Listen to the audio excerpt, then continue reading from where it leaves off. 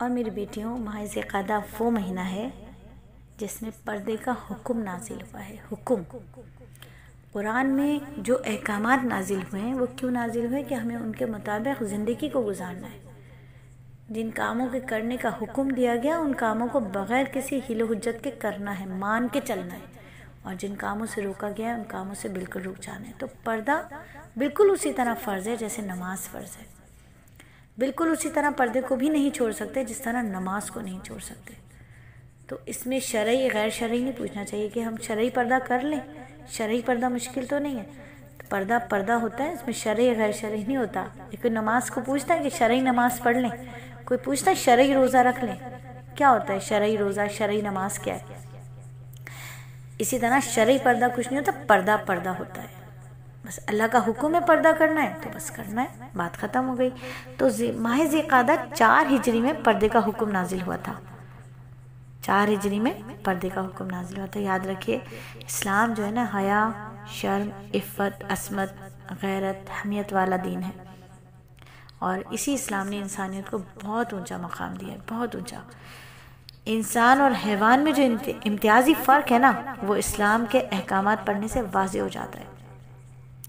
اسلام ہرگز یہ گوارا نہیں کرتا کہ انسانوں میں حیوانیت آ جائے اور انسان جو ہے وہ چوپایوں کی طرح زندگی گزارے، ایسا اسلام بالکل نہیں چاہتا۔ مردوں اور عورتوں کے اندر جو ایک دوسرے کی طرف مائل ہونے کا فطری تقاضا ہے، شریعت اسلامیہ نے ان کی حدود مقرر کی ہے۔ ہم جب ینگ ایج میں تھے تو ویسے تو اللہ کا شکر ہے کہ اللہ تعالیٰ نے ہر جگہ بٹھایا، اور اللہ تعالیٰ نے اپنا فضل اور کرم فرمایا، اور بہت ساری برائیوں سے اللہ رب العزت نے بچایا۔ اسکول ہم نے سیپریٹ پڑھا، گرلز اسکول میں پڑھتے تھے ہم، کالج گرلز کالج تھا، لیکن یونیورسٹی جو ہوتی ہے وہ کو ایجوکیشن تھی۔ کراچی یونیورسٹی اس دور میں بڑی ایک فیم ہوتا تھا، کراچی یونیورسٹی کا داخلہ، اس میں پڑھنا، تو اللہ نے وہاں بھی پڑھنے کی توفیق عطا فرمائی۔ پھر زندگی کے دور میں اللہ نے بہت جگہوں پہ بٹھایا، سکھایا، بہت کچھ اللہ نے سکھایا۔ FM ریڈیو پر بھی اللہ نے کام، بس وہاں بھی اللہ نے پہنچا دیا، لیکن اللہ نے بچایا بھی برائیوں سے۔ تو ہماری والدہ محترمہ ہمیشہ فرمایا کرتی تھی کہ آگ اور پانی کا میل نہیں ہوتا، آگ اور پانی کا میل نہیں ہوتا۔ ایسا ہو ہی نہیں سکتا جہاں مرد اور عورت ساتھ ہوں اور شیطان وہاں نہ آئے، ایسا نہیں ہو سکتا۔ اور یہی بات میرے نبی صلی اللہ علیہ وآلہ وسلم نے بھی فرمائی۔ مفہوم حدیث ہے نا کہ مطلب ایک مرد اور عورت تنہائی میں ہو تو تیسرا ان کے درمیان شیطان ہے۔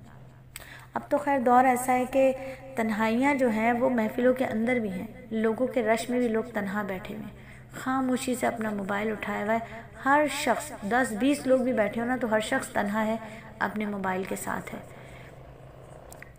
موبائل میں کون ہے؟ اگر ایک لڑکی کے ساتھ موبائل میں دوسرا لڑکا بات کر رہا ہے تو یہ 2 ہیں، اور تنہائی اور تیسرا پھر شیطان ہے۔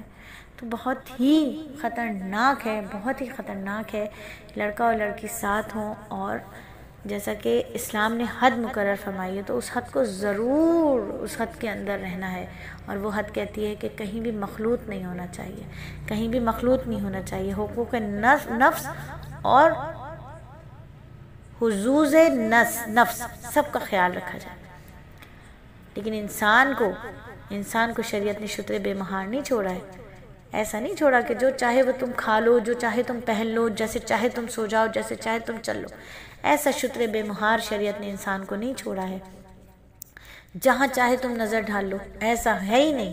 حکم ہے نظر کو جھکا کر رکھو، نظر کو جھکا کر رکھو، نامحرم سے نظر کو بھی بچاؤ، جس سے چاہے لذت حاصل کر لو، یہ بھی نہیں ہے، یہ بھی نہیں ہے۔ یہ دین اسلام کا طریقہ ہی نہیں ہے۔ شریعت ایک حد کا نام ہے، شریعت حد کا نام ہے، حد کے اندر رہنا ہوگا۔ ایک حدود ہے، ایک ہماری باؤنڈریز ہیں، ان باؤنڈریز کے اندر رہنا ہوگا۔ تو جب ہم ان باؤنڈریز میں رہیں گے نا تو یقین کیجئے کہ بڑے سے بڑا غم نہیں لگتا، اور چھوٹی سے چھوٹی خوشی میں بھی وہ مسرت، وہ سکون حاصل ہوتا ہے جو کسی اور بڑی سے بڑی خوشی میں حاصل نہیں ہو سکتا۔ اس کی مثال ایسے دے دوں، فلسطین کا آج ہم حال دیکھ رہے ہیں، کتنا بڑا غم ہے، ایک ایک گھر سے 8-8 جنازے ایک ساتھ اٹھ رہے ہیں۔ کتنا بڑا غم ہے کہ شادی ہوئی ہے اور شوہر کا انتقال ہو گیا، شہید ہو گیا شوہر، یا 18 سال بعد بچہ پیدا ہوا اور بچہ شہید ہو گیا، کتنا بڑا غم ہے۔ تو کیا آپ اور میں سوشل میڈیا پر نہیں دیکھ رہے کہ ان کا سکون کتنا ہے؟ کیونکہ وہ جانتے ہیں یہ زندگی اللہ کے لیے ہے، اللہ کی بارگاہ میں تو جانا ہی ہے نا، ہر نفس کو موت کا ذائقہ چکھنا ہے، تو وہ اپنے اللہ کی رضا میں راضی ہیں، شہید ہو کر وہ جنت کی طرف رخت سفر کر رہے ہیں، مسافر ہیں جنت کے، وہ پریشان نہیں ہو رہے، وہ رونا دھونا نہیں مچا رہے، ایسا کوئی کوحرام نہیں، وہ وہیں ڈٹے ہوئے کھڑے، شریعت کی حد میں ہے نا۔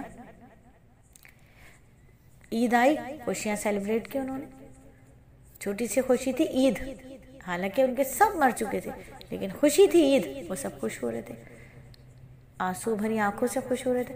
تو شریعت ایک حد کا نام ہے، جب ہم اس حد میں رہتے ہیں نا تو بڑے سے بڑا غم بھی غم نہیں لگتا، اور چھوٹی سے چھوٹی خوشی بھی ہمیں بہت زیادہ مسرت دیتی ہے۔ تو یاد رکھیے کہ جو بہت سارے جو نام نہاد مسلمان ہیں نا، دنیا کے معاملات کو بہت اچھی طرح وہ جانتے ہیں، یورپ امریکہ کے یہود و نصارہ بددین ملحدوں اور زندیقوں کی دیکھا دیکھی، ملحد اور زندیقوں کی دیکھا دیکھی، زندیق کیا ہوتے ہیں؟ جو پوسٹ کر رہے ہوتے ہیں کہ وہ مسلمان ہیں، حالانکہ وہ اندر سے کچھ نہیں کر رہے ہوتے، وہ نام کے مسلمان ہوتے ہیں اور کام ان کے سارے مشرکانہ ہوتے ہیں، اس کی بھی انشاءاللہ آپ کو بتائیں گے زندگی کیا ہوتے ہیں۔ تو وہ ان کی دیکھا دیکھی، ان کی ترغیب، ان کی تحریروں سے متاثر ہو کر مسلمان بھی انہی کے سیلاب میں بہا رہے ہیں اپنے آپ کو۔ جب ان لوگوں کے سامنے پردے کے احکام مسائل پیش کیے جاتے نا، تو وہ قرآن و حدیث کے واضح دلائل سامنے ہوتے ہوئے بھی بڑی ڈھٹائی کے ساتھ کہہ دیتے ہیں کہ یہ تو بھائی یہ تو دین کا حصہ ہی نہیں ہے، اتنا تھوڑی سختی ہے اسلام میں، یہ تو ملاؤں نے پھیلا رکھی ہیں یہ باتیں، یہ ملاؤں نے پھیلا رکھی ہیں باتیں۔ اللہ کو مانے، قرآن کا حکم ہے، یہ قرآن کا حکم ہے، قرآن کا حکم ہے کہ عورت کو پردہ کرنا ہوگا، مرد کو بھی نظروں کو جھکا کر رکھنا ہوگا۔ تو ذی القعدہ 4 ہجری میں پردے کے احکامات نازل ہوئے تھے۔ انشاءاللہ کل اسی وقت اسی حلقے میں، جس کا نام ہے ماہ و سال کی کہانی، آپ کو پردے کے مزید احکامات کے بارے میں بتائیں گے انشاءاللہ۔ زندگی بخیر، سب کچھ اللہ رب العزت کے لیے کہ اللہ ہم سب سے راضی ہو، آمین ثم آمین۔